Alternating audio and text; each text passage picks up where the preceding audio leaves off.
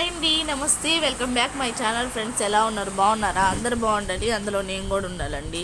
ఏందక్క తీరిగ్గా అంటారా? ఇది ఆదివారం అండి. ఆదివారం రోజు అసలు ఎంత బాగా జరుగుతుందంటే వ్యాపారం అంత బాగా జరుగుతుంది. ఈరోజు 3 వారాల నుంచి అసలు వ్యాపారమే లేదండి. నిజంగా అంతలా జరిగే వ్యాపారం ఉన్నట్టుండి డల్ అయిపోయింది అనమాట. ఎంత ఖాళీగా కూర్చోన్నాం చూడండి. అందుకే ఒక్కొక్కసారి ఆదివారం మానేద్దాం, రెస్ట్ అన్న తీసుకుందాం అనిపిస్తూ ఉంటుంది. అనుకుంటాను కానీ ఉండేదానికి మనసు అప్పదు అనమాట. ఏదో ఒకటి చేస్తూ ఉంటేనే బాగుంటుందనే టైప్ అనమాట నేను. ఎందుకు ఖాళీగా ఉండాలంటే ఉండలేనమాట. ఒకవేళ ఖాళీగా ఉంటే ఆ రోజు ఎక్కువగా ఫుల్గా పోయేస్తాను. అంటే ఈ 4 రోజులు వారం రోజులు ఉండే కరువు అంతా తీర్చేస్తాను అనమాట ఆ రోజు.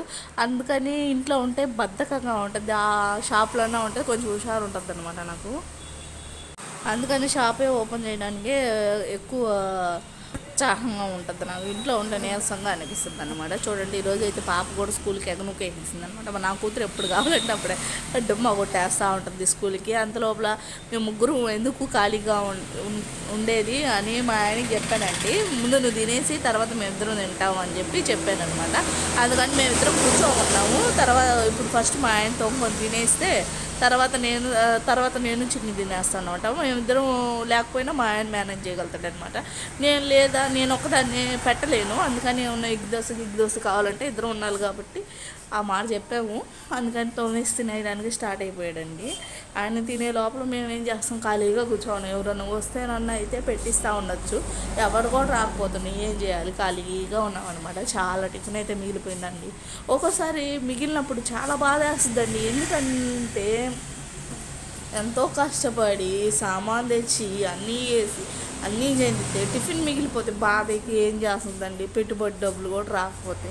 అందువల్ల ఈరోజు తక్కువ వేసుకున్నాం అనుకో, ఆ రోజు అయిపోద్ది అనమాట. అందుకని నేను తెలుసుకునిందంటే ఈరోజు ఎక్కువైందని ఎక్కువ వేయకూడదు, తెల్లారి ముందు రోజు తక్కువైందని తక్కువ వేయకూడదు అని చెప్పి ఎప్పుడైనా సమానంగా వేస్తానమాట.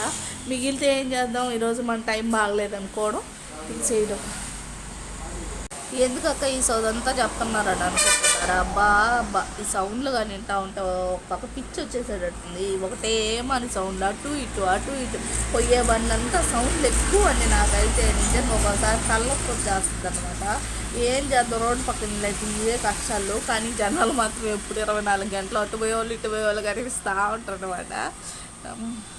ఎందుకక్క ఈ సోదంతా నాకు అని అనుకుంటున్నారా? ఏం లేదండి, చెప్పాలనిపించింది చెప్పినాను అనమాట. ఈరోజు మామూలుగా అయితే 10 కేజీలు దోశ పిండి వేస్తానండి. దాంట్లో ఒక 5 కేజీలు బోండా పిండి వేస్తాను. మొత్తం 15 కేజీలు వేస్తాను అనమాట.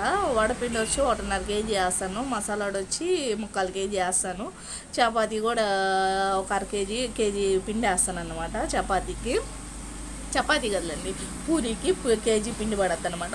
మొత్తం కలిసి కూడా 4,000 5,000 అంతకంటే ఎక్కువే దాటడం లేదనమాట. ఇదండి ఈరోజు వీడియో. నచ్చినట్టయితే లైక్ ఇవ్వండి, అలాగే సబ్స్క్రైబ్ కూడా చేయండి.